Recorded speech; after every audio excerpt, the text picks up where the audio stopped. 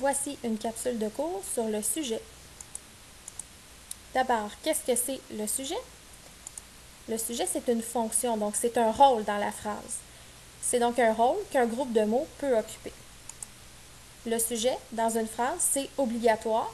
Il y a quelques exceptions, par exemple la phrase impérative, mais règle générale, le sujet doit toujours être présent dans une phrase.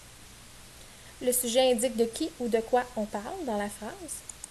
Il faut faire attention, j'ai récemment appris que c'était une erreur que de dire groupe-sujet.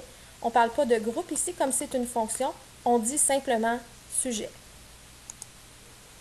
Comment faire pour identifier le sujet dans une phrase? Il y a plusieurs façons d'y arriver.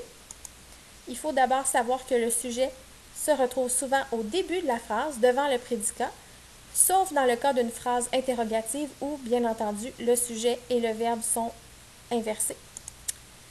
Pour trouver le sujet, on peut poser la question « De qui ou de quoi parle-t-on » On peut aussi l'encadrer avec « c'est qui » dans le cas où on soupçonne que le sujet est au singulier, ou bien « ce sont qui » si on pense que c'est au pluriel.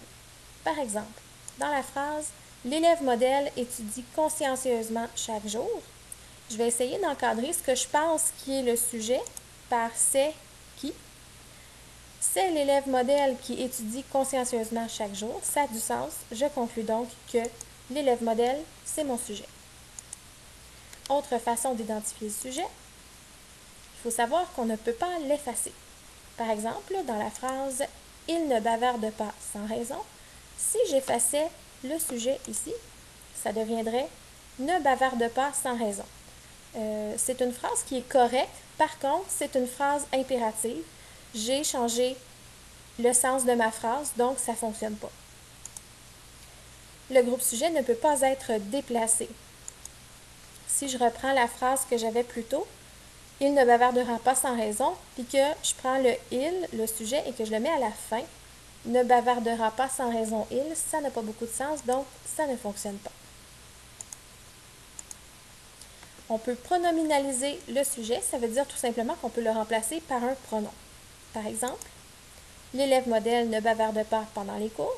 J'ai mon sujet ici, je peux le remplacer par un pronom de conjugaison qui est « il ». Ça fonctionne, ça confirme ici que je suis en présence du sujet. Maintenant, de quoi peut être composé un sujet? Le sujet peut être un groupe du nom avec ou sans expansion. Je donne des exemples. Si ça ne dit rien, on va voir ça un petit peu plus tard, c'est pas dramatique. Dans l'exemple « La boîte est sur la table », la boîte, c'est le sujet, c'est un groupe du nom sans expansion. Si je disais « La boîte à lunch est sur la table », cette fois-ci, la boîte à lunch, c'est le sujet. Il y a une expansion ici, c'est un complément du nom. On va voir ça un petit peu plus tard. Le sujet, ça peut être un pronom. Par exemple, « Elle est sur la table », tout simplement. Le sujet, ça peut être autre chose aussi. Vous allez apprendre ça au secondaire. Le sujet, ça peut être un groupe infinitif ou une subordonnée complétive. Je ne vous demande pas du tout d'apprendre ça cette année, mais pour les curieux, je vais quand même donner un exemple. Par exemple, « Parler sans arrêt nuira à tes résultats scolaires ». De qui ou de quoi parle-t-on? On parle de parler sans arrêt et c'est ça qui nuira à tes résultats scolaires. Donc, dans ce cas-ci, le sujet, ce n'est pas un groupe du nom, mais c'est un groupe infinitif. Ce n'est donc pas vrai de toujours employer l'expression GNS, groupe du nom sujet. C'est erroné. Le sujet n'est pas toujours un groupe du nom. Alors voilà, c'est tout.